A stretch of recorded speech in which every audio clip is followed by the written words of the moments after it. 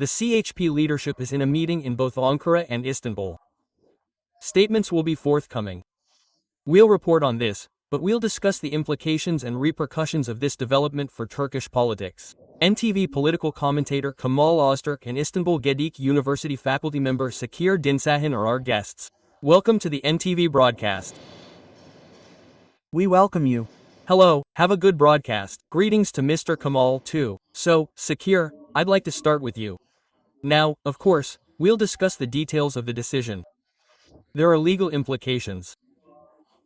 Currently, both the CHP's Istanbul provincial administration and its headquarters in the capital, Ankara, are discussing how to respond legally. But generally speaking, there's an appeal process for the decision. As with any court decision, the matter can be appealed within 2 weeks. By the current Istanbul provincial administration, Özgür Çelik, and his colleagues. But, first, I'd like to ask this. Sakir, what kind of decision does this have in terms of Turkish politics? I'd like to begin with that. Here you go, sir. Well, this is a decision we haven't seen before in a long time. If you ask what it reminds me of, we recently experienced something similar during the MHP Congress. There, too, the Congress was halted several times by court decisions during Meral Akşener's candidacy.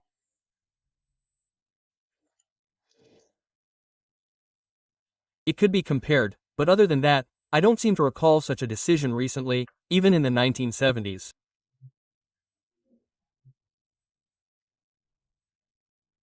Generally, if an election has been held and approved by the Supreme Election Council, the courts don't directly examine objections to how the election was conducted this deeply. There's a legal dimension to the situation, there's a technical dimension, there's a political dimension, and perhaps we should also discuss the economic dimension. Regarding the legal dimension, of course, let's start by saying this. Many commentators who support the government are also emphasizing this. So, we must respect the court's decisions. We must respect the judiciary. We must believe and trust in the independence of the judiciary. Well, that's what we need to say. First of all, but indeed, the opposition, and even our non-opposition members, have serious concerns and anxieties about the independence of the judiciary. While reacting to this legal decision, the opposition is demonstrating this by emphasizing the politicization of the judiciary. They're talking about a politicized judiciary, a blow to democracy. I remember this statement. Where do I remember it from? After the Constitutional Court's decision in the 2007 presidential elections, our President Erdogan said, "This is a bullet fired at democracy." From the opposition's perspective, the CHP, this can be seen as a bullet fired at democracy. They openly state that they see this as a judicial coup. Another point the opposition is making is the appointment of a trustee. That this is a trustee, and that the party is being run through trustees. Of course, one could object to this. It could be argued that this is an interim administration and that this election will be repeated as soon as possible. But, as you know, there are two rival factions within the party. We see that the group that lost the election, the General Congress, the CHP Congress, and the party leadership, has now been brought into power by court order. Of course, this isn't a trusteeship.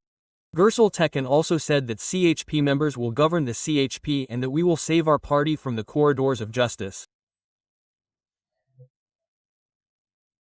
But Gürsel Tekin is the same person who also said that Atatürkis and Alevis were expelled from the party and that he himself resigned.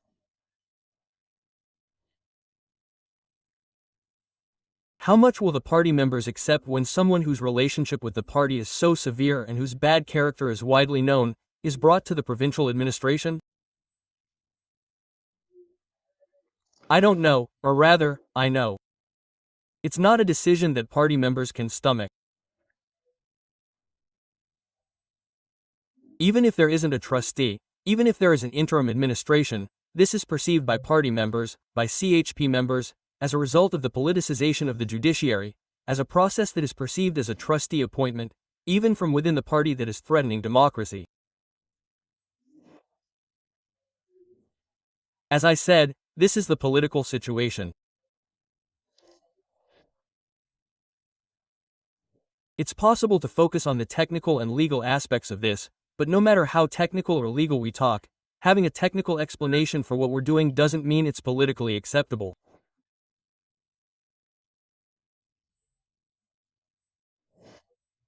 At least, I don't think opposition voters, people who voted for the opposition, saw this as acceptable, that is, legitimate, or found it, unfortunately.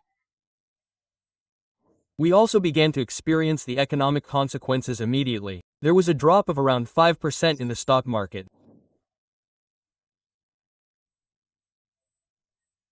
We don't know if the dollar or euro will fluctuate, but at a time when our economy is so sensitive and fragile, when Mr. Mehmet Simsek has taken so many methods and measures to get the economy back on track, and when we, as the entire nation, have made sacrifices, the fact that he made a decision that will also have economic consequences makes us wonder if the courts would consider it. We can say they wouldn't. But ultimately, what can we say? It's not a decision about a common criminal. It's a political mechanism. The main opposition party is Turkey's largest opposition party. Perhaps, according to some observers and polls, it's a decision about Turkey's largest party.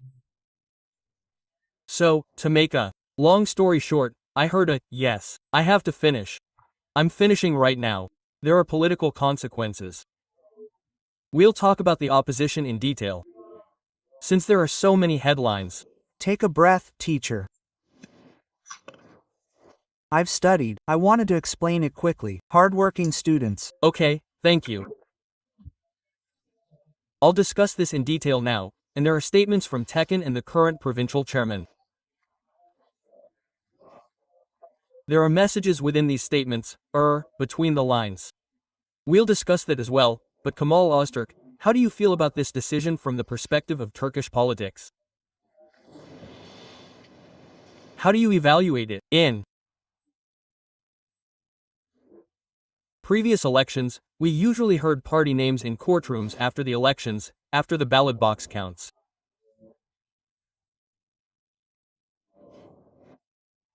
But lately, we've been hearing party names in courtrooms after congresses. This shows that Turkish politics is in crisis. The party itself may be experiencing a crisis, its internal functioning. It could also be an indicator of a crisis in politics in general. So, hearing the names of political parties in courtrooms isn't good for our democracy. But, ultimately, there are objections. Well, there are those who react. If there's one way for those who claim there's been a mistake, an injustice, to go, it's the judiciary. The less this happens, the more sound party systems and internal functioning are. We could say that politics and elections are as smooth as this. But this hasn't been the case in Turkey for some time. Now, we shouldn't overlook the most important factor that distinguishes this situation, the crisis we're experiencing right now, from others, which I think Sakir Hoca missed a bit. And that is this. In all these processes, I see the issues of the impartiality of the judiciary, the influence of politics on the judiciary, and the influence of the government on the judiciary. Commentators, journalists, and politicians from the Republican People's Party, CHP, are angrily criticizing this.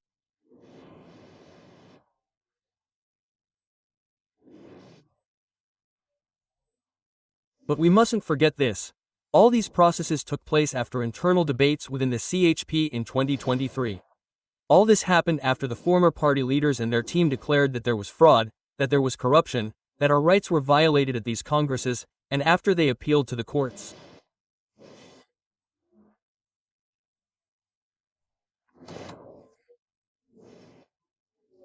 Therefore, rather than talking about a process initiated by the government, we need to identify that it was a process that began after internal factional conflict within the CHP. This doesn't get to the point where the judiciary is completely impartial and politics has a very clean relationship with the judiciary. But we must be fair. In this case, the entire conflict in this matter has been within the Republican People's Party, CHP. It was initiated by the CHP. It was also brought to court by the CHP. And let me say one more thing. Although Mr. Kemal Kılıçdaroğlu had the means to complete the court proceedings, he didn't. So, today, the court cancelled the Istanbul Provincial Congress and dismissed the board.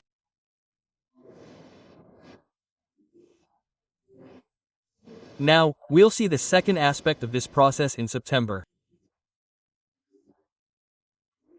That's the decision regarding the Grand Congress. But I predict a similar decision will be issued. My objection to Secure Hoca is this. There have been times when the AK party was tried in court. There have been closure cases. I was even involved in those closure cases. My name was also mentioned in those cases. There's a difference. However, those cases were filed ex officio by the Chief Public Prosecutor's Office. These cases were filed by the CHP's own team. Therefore, there are such differences. I insist on this. I think Turkey's main opposition party has been experiencing serious internal problems for some time now. And while I, the AK party, am happy about this, I'm one of those writers who isn't happy about it from a democracy perspective. Because the stronger the main opposition party is, the more it offers an alternative to the ruling party, the more it improves itself, prepares for the race, and draws closer to the citizens. The current situation doesn't show us that the Republican People's Party is an alternative government. How do we know this? There should be a significant difference in the polls. So, whether the Republican People's Party is 2 points ahead or 1 point ahead doesn't mean much. The truth is, the Republican People's Party needs to overcome this difference. If it can't, it needs to look for the problem within the party itself. That problem stems from the internal squabbles and internal conflicts that have emerged today. Now, Kemal Öztürk, we'll need to take a break because there's a new statement from Gürsel Tekin. He tweeted to Gürsel Tekin, "I'm a student of the CHP, which was founded on the battlefield. My party has been my red line throughout my life. In such difficult times, preserving brotherhood and solidarity within the party is our most fundamental duty." The CHP, on the other hand, says the rest is just a detail. Now, Gürsel Tekin actually made a rallying social media message. Because in his first statement to our journalist colleague Barış'ı friend, about an hour ago, he said, "We will take the CHP to the Congress in unity and solidarity. CHP members will govern the CHP." Quote. So, he softened his statement a bit and issued a more rallying and inclusive social media message. What do you think, sir? I think, in parallel with his first statement, Gürsel Tekin addressed the public with a voice from within the Republican People's Party, CHP. Regarding Gürsel Bey, I've actually worked with him on many programs. I think his occasional criticism of the CHP stems from his being a fair-minded politician. Of course, he's very harshly critical of the government, but he also occasionally criticizes the Republican People's Party, CHP. Before he appeared on our broadcast, I was watching the opposition media. They were slamming Gürsel Tekin. In other words, the commentators and even the moderators on the screens of that opposition media, which could be considered the CHP's outlets, were very harshly criticizing Gürsel Tekin. This is where the problem stems. In other words, even though Gürsel Tekin said, "I'm a CHP member, a CHP student, this will be managed by CHP members," we need to see the opposition team's attitude towards him. Now, this is a very serious, problematic situation for the CHP, but ultimately, Gürsel Tekin will take it to the Congress. In other words, during the process of taking it to the Congress, there's no way he can do anything that would dismantle the party or remove it from power. After all, the Istanbul Provincial Congress is coming, and I believe it will be held quickly. It's supposed to be 45 days. The Istanbul Provincial Congress will be held within 45 days. Which delegate and candidate will be elected will be clear. So, I don't see a serious advantage there. The real problem is the decision regarding the Grand Congress to be held on September 15. How will this work backwards? What will the current administration be like? All of this seems to be in great disarray. That's why the opposition has been in the courtroom for a while, facing new problems. But what it really needs to confront is its own internal conflict. It needs to confront and resolve this firmly. Turkey truly needs an opposition. Turkey truly needs an alternative political party to challenge the government. It will be a better race.